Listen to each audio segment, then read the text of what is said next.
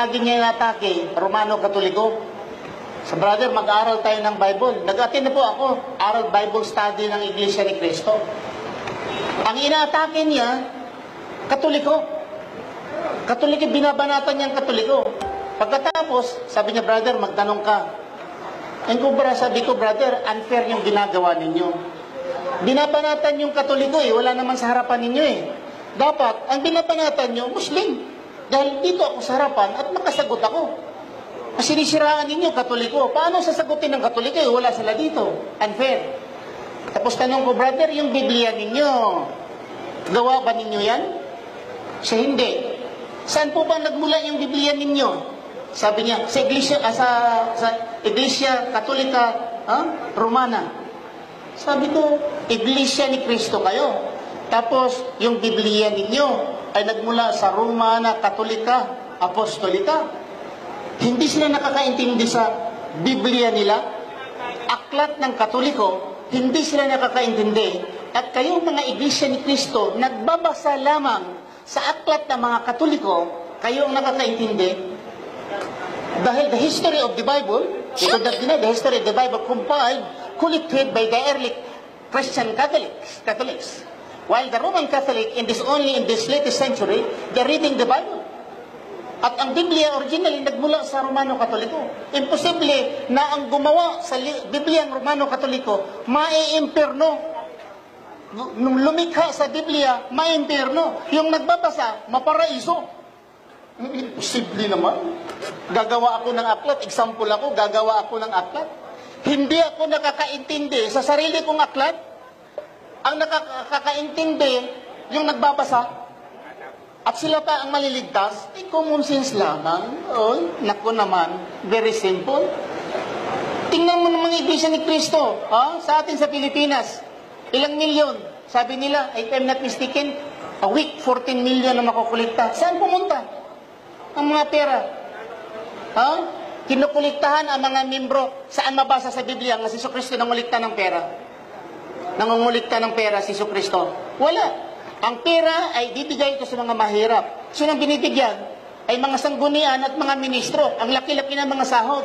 Ay yung mga membro, mga sipunin na halos hindi makakain, kinukuliktahan pa.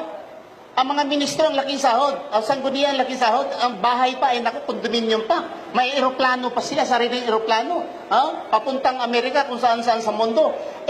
Yung mga membro, kahit pagsakay na lang ng tartanilya, wala Punta kayo sa yung Philippine Arena. Inauguration sa yung inauguration ng tinatawag ng yung inauguration nila, Jubilee ba yun o Golden Anniversary? Sa Iglesia ni Cristo. Kawawa ang mga membro sa labas. Saan naliligo? Sa fountain. Ang mga ministro saan naliligo? Sanggunian. Naku, air condition ang bahay, mga talagang 5-star ang mga hotel, ang mga membro sa tabi ng kalsada natutulog at naliligo sa fountain, umiinom sa sarili nilang pera. Ang mga ministro, saan galing ang pera nila? Yun ba namumuhay si Jesucristo ng ganyan? Yung bang pamumuhay ng Jesucristo? Hindi. Nagtitiis si Jesucristo. Naglalakad siya, walang ang lupa si Jesucristo walang bahay Kahit kamilyo, si Jesucristo nang hiram pa ng asno. Wala siyang sariling asno. Ngayon, ang mga iglesia sumusunod ni Kristo, ang mga eroplano, ang mga membro pa, naku, nang hirap-hirap. Sa madaling sabi, kung ang iglesia ni Kristo maliligtas, how about the Muslim? Ang Muslim, mas una ni iglesia ni Kristo. Wala pa hindi pa na sinilang si Manalo, ay may mga Muslim na sa gitnang silangan. Impernal din yun. Mga 70 Adventist, mga Katoliko, mga Protestante, born again, imperno lang lahat. Iglesia lang ni Kristo. Ngayon nga, nag-away-away na. Dahil sa pera at pamumuno ng Iglesia ni Kristo. Itong mga tao na ito, paraiso ito. Dahil sa pangalan lamang ng Iglesia ni Kristo. Anong sinusunod nila? Nag-ayuno si Jesucristo ng 40 days and 40 nights. The Iglesia ni Kristo fasting 40 days and 40 nights. Si Jesucristo ay nagpatira pa, nagdarasal. Si Jesucristo nagdarasal ay nagpatira pa ayon sa Biblia. Ang Iglesia ni Kristo nagpatira pa, nagdarasal. Si Jesucristo ay nagdarasal sa Diyos. Sinong Diyos? Si Allah. Sino ang Diyos ni Kristo? Si Allah. Sino ang Diyos ng mga Iglesia ni Kristo? Hindi nila kilala. Tell me, if there is one Iglesia ni Cristo, who is your God? Ang sagot lang nila, Ama. Ama, sinong Ama? Ama lang daw. Sinong Ama? Maraming Ama. Ha? So, mga kapatid, itong Iglesia ni Cristo, bubuklatin natin, I have Iglesia ni Cristo doctrines.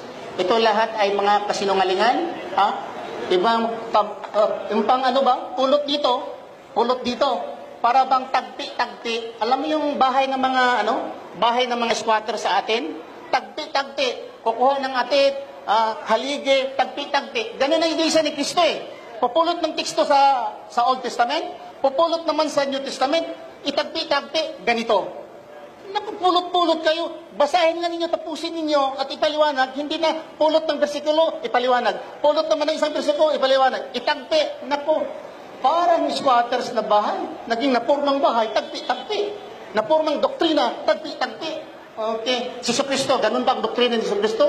The doctrine of the Iglesia ni Cristo is the doctrine of Jesus Christ?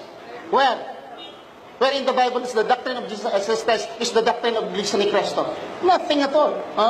Yung ginagawa ng simbahan ng Iglesia ni Cristo. Sa loob ng simbahan ng Iglesia ni Cristo, yun ba ang ginagawa ni Cristo? Naku, wala yan. Yung mangungulikta ka ng barya-barya. Hindi na barya ngayon, papel. Mayroon na ililista pa yung pangalan. Membro ka. May listahan pa Pag hindi ka nalista sa listahan ng aklat ni Iglesia ni Cristo, imperno ka. Bakit? Sa kapanahonan ni Iglesia ni Cristo, si Kristo, may listahan? Nagdala ng listahan si Kristo at ilista yung mga membro niya. Hindi. Gumagawa kayo ng sariling aral. Sige, hali. May Iglesia ni Cristo. Hali, tanong.